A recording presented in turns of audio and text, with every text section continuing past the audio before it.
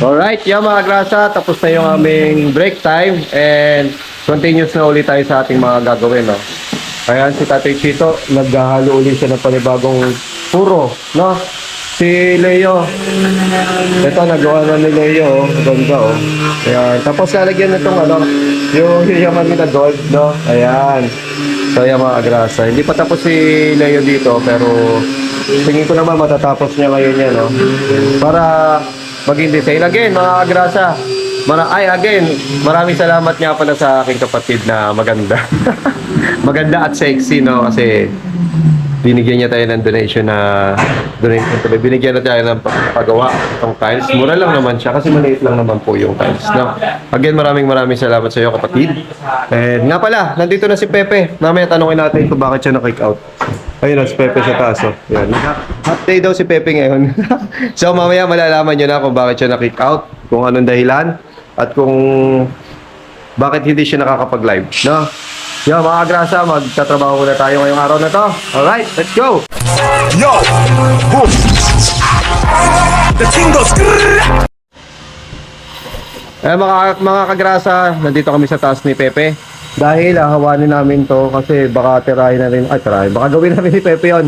Ay, ni paring JB yung railings dyan. Tapos yun, pagtapos niya sa hagdan, yun na po yung susunod niya. Ay, hindi, baka ito muna. Or yun, hindi natin alam eh. Pero ito, yan, yun yung mga naka-line up po kay paring JB. Kaya si Pepe, oh, nagwawalis na siya dito. Buksan mo para lumabas yung ano. Kaya sige mamaya. Ayan, naghahawan na po kami ni Pepe. So nga pala, may tatanong. Pepe, bakit na-kick out ka? Ano? Ng pasa sa Ha? revenue. Hindi sa cellphone mo? Eh, basag na rin eh. Yung hirap talaga niya i-touch. Oo, ayan. Yan po yung dahilan ni Pepe bakit na-kick out. Iniwan niyo akong dalawa ni Mil. Ba't nga pala si Mil, no? Si Mil Ano nag-quit dahil kailangan niya raw makipag-collab kay Idol kasi nga si Idol, maagrasa, magbadadagat na. So inaya niya, magkakasama sila ni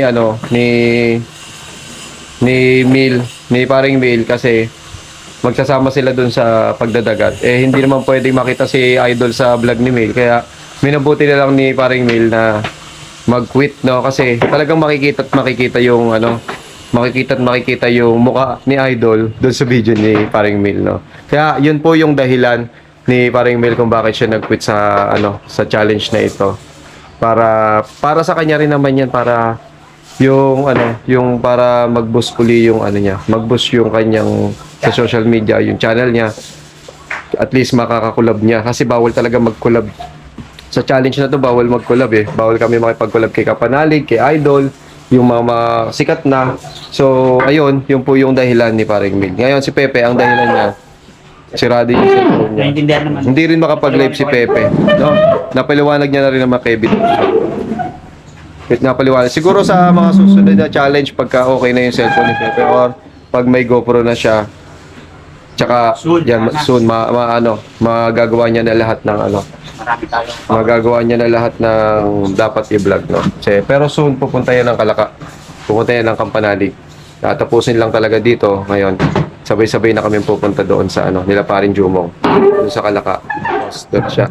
Magi-stay muna ng mga para makatulong din doon sa sa mga gagawin doon sa Kampanalig. Especially nitong 28 pupunta kami doon. Kasama ng Team Kahon, no?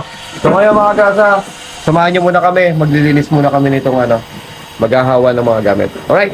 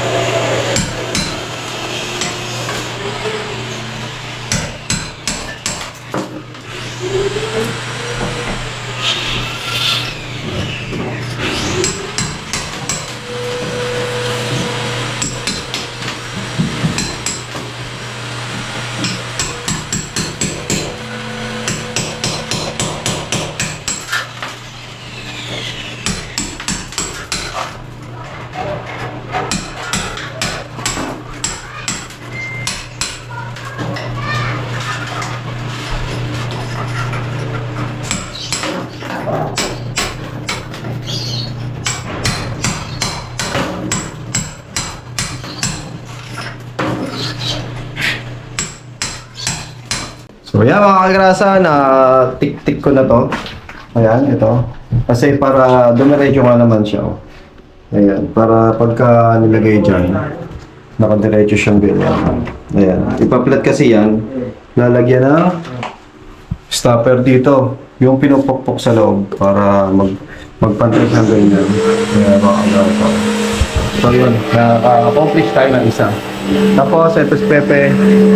Nag-ground na siya. Uy! Ganda, gold! Gold D. Ayan, gold D. Tapos, ito yung bar ng kadrasa. Pineo, unti-unti na lang. Pagkalagyan niya na ito mga gilid. Ito, meron na yung mga gilid ko. Lagyan na yung nilay niya. Kumbaga, maayos na siya. So, maraming salamat nga pala uli sa kapatid kong maganda sa pagbigay nitong pang tiles, no? Yan, napakaganda mo talaga kapatid at sexy ka pa. Ha? Sponsor yan ni kapatid, no? Maraming salamat. Ulitin ko sa kapatid kong maganda. So yan, mga grasa si tatay, ito na. Ayan na si tatay. Nakakukuha niya na lahat. Ayan na. Oh. Yari na kay tatay.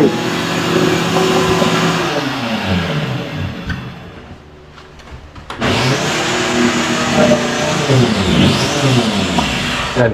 Bali, iniwan ni tatay ito kasi hindi pa tapos si paring Jess dito.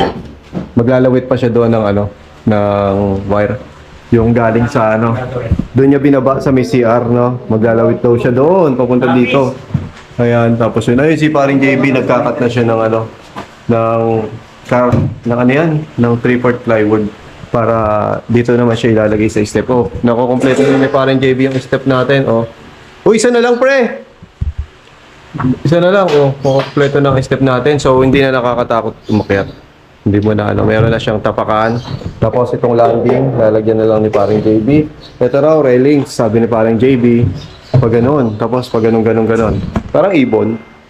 Hindi, joke lang. Kaya lalagyan ng railings kabilaan para naman hindi na si Baby Kagrasa pag bumababa. Para smooth ang ating pagbaba. Kanina na na namin yon, naahawan na namin kasi nga hinawan po namin tapos si parang Jess nagkakalat na naman po doon sa taas. Ayun po. Tapos paghawan po uli namin, si parang JB magkakalat na naman doon dahil tatabtabin niya yung lagay ng aircon. Alright! Yan mga Kagrasa. Si Pepe ayun tapos si parang Jess. Nag-ano to na ito na si Baby Kagrasa dumating na siya.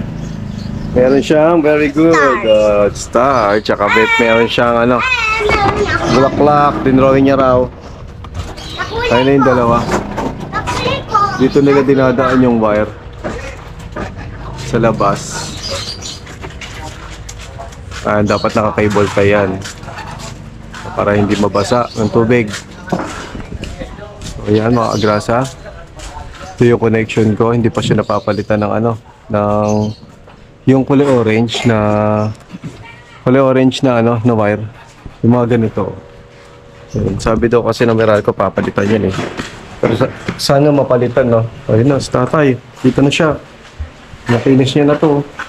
Oh, si Leo ayun halos matatapos na si Leo dito. Dito siya sa mga gilid-gilid.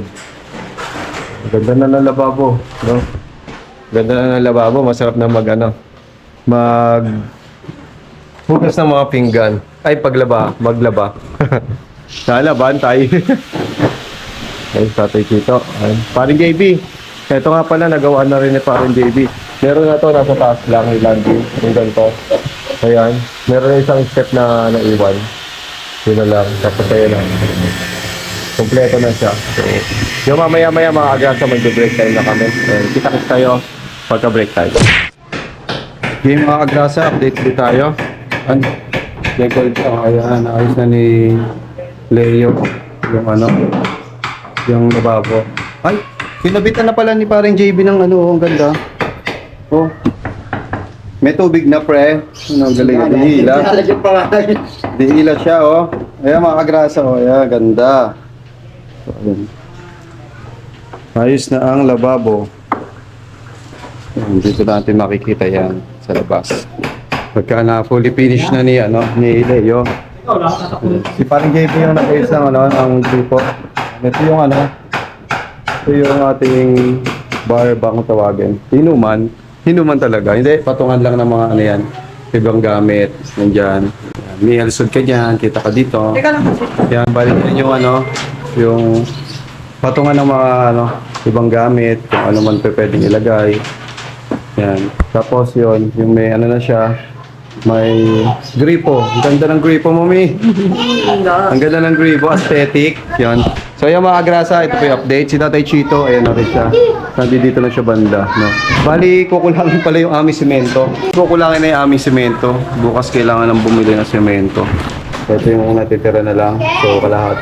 Wala na sa wala na sa 1/4 na lang. Wala na sa 1/4. So, paubos na yung aming semento. Kailangan makabili na kahit mga dalawang semento, para matuloy itong pagpapalitada. Pagpupuro ni Tatay Chito.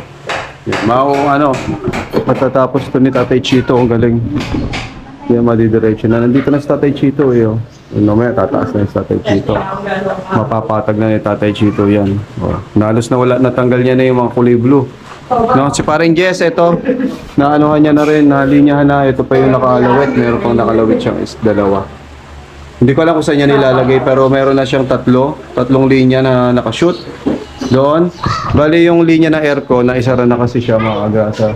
Doon na lang sa labas pinadaan ni parang Jess para hindi na magtatabtab dito. Ayun. Doon na lang dinaan ni kaya katulong si Pepe. Doon na lang niya dinaan yung linya para doon sa aircon. So hindi pa naman magagamit, iaabang lang. Balik ko lang pa ako dito mga Kagrasa ng wire daw. Yan, may kulang ako isang wire Hindi ko alam kung dito o doon.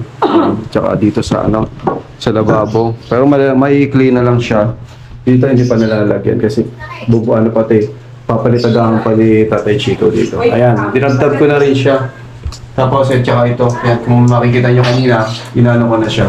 Tinagtag ko na mga Kagrasa para dire-diretso yung ano, yung gawa. Ito sabi ni parang JB, bago i-fix to, pinturahan muna namin. Yan, pipinturahan muna siya.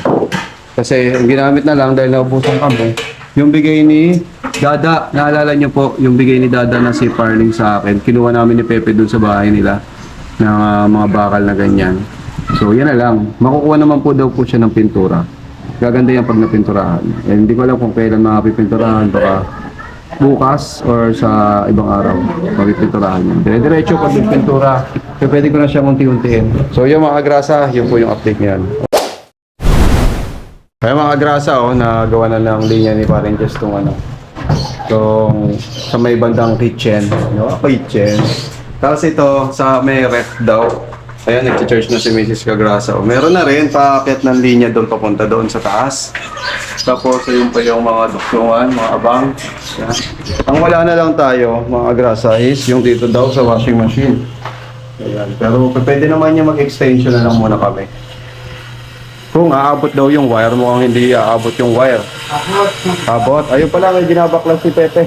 Pamagili natin yan. Pinamagic ni Pepe, Pero okay pa pre yung ano, yung cordon. Ito yan. Hindi pa matigas, hindi pa malabnaw. Pag duduktong-duktong ngayon, baka mas sumabog tayo niyan pre. Hindi, pagkaduktong hindi na natin gagamitin. Bakit? Kung maabot lang yung ano, hindi duktong. Pag duktong, hindi na, pag may duktong, hindi na rin gagamitin. Kung aabot lang Bawal yung ang may duktong. Yung bawal lang may duktong, mababash na naman tayo niyan pre. Oo, mayari tayo dyan. Sasabihin, magkakasunog pa raw. So, pag may duktong mga grasa, hindi gagamitin. Testing lang ni Pepe kung aabot yung wire na hindi nakaduktong. So, ayun. Yun po yung update. No? Si Leo nagkakat pa rin ng ano dito. Na tag. So, yun. Si Tatay, busy po. Ayan, nakakalahati na si Tatay. Ang galing, Pulido yung pagkakagawa ni Tatay mga grasa. Napansin nyo. Tuyo na siya. Ayan. So yung jealousy, yung ni Tatay Chito. Ayun pa. Tapos parang JB, nagsusukot na siya ng pang railings. Ayan. Lalagyan daw po kasi ng railings yan mga agrasa. Pag ganon, tapos pag ganon. Para may gabay. May gabay yung mga bata pagka bumababa. Medyo matarik lang ng konti. Pero kaya naman pumbabain ng mga bata. Tapos dito yung landing. Meron na rin nataba si parang JB dito. Ayan. Ginagawa ni parang JB. Sinusukat niya na yung ano. Yung railings na gabay. Yun yung gabay. Diyan po manggagaling yung gabay. Alright? So, ayun mga grasa, yun yung update ngayong araw na to. Kita-kits tayo mamaya ulit. A few moments later. Alright, yung mga grasa. Time check tayo, 5:38. And wala na akong memory. Paubos na. Ito na. Andito pa si Pepe. Yan. Sila Tatay Chito, si Leo, si umalis na, umuwi na. So, hanggang dito na lang mga grasa. Naubos na yung memory ko. Kita-kits na lang tayo bukas sa day 36 kung sakali. Basta check ko kung anong day na. Hanggang dito na lang mga grasa. Maraming salamat. Bukas ko napapakita yung mga nagawa po dito. So maraming salamat po sa mga sumusuporta. God bless po sa lahat. Maraming salamat po. Bye-bye.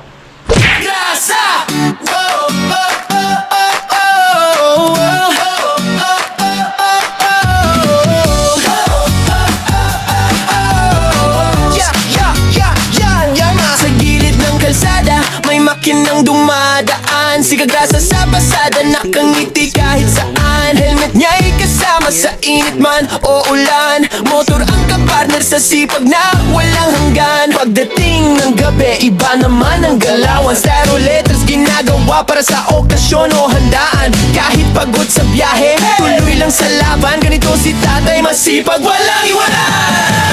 Cagrasa, tara sama-sama right now. Sa bawat liko ng buhay, siya ang astig na bida. Ate Cagrasa, lagi nang nakaalalay. Baby Cagrasa, ulit pero love ng tunay. Cagrasa, hey! Dito masaya kahit simple lang. Pamilya, trabaho, pangarap na lumalaban. Sa bawat video, good vibes ang baon ni Cagrasa.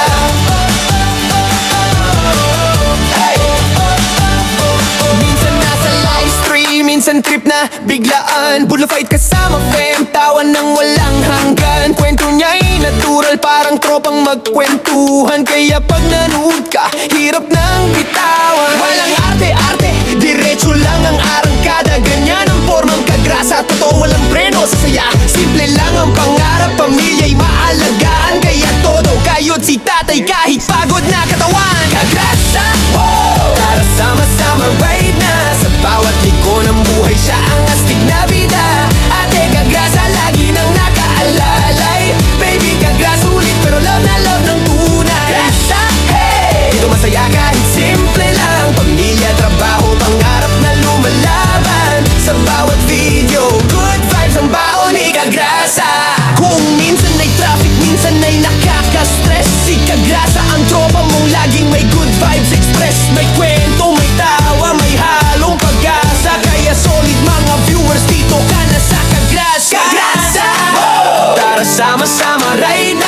Bawat liko ng buhay siya ang astig na bida. Ate at baby kagrasa, nandiyan sumusuporta. Hawak kamay sa laban, pamilya ang lakas. Kagrasa, hey! Sigaw natin ang sabayan para tong papuri sa tatay na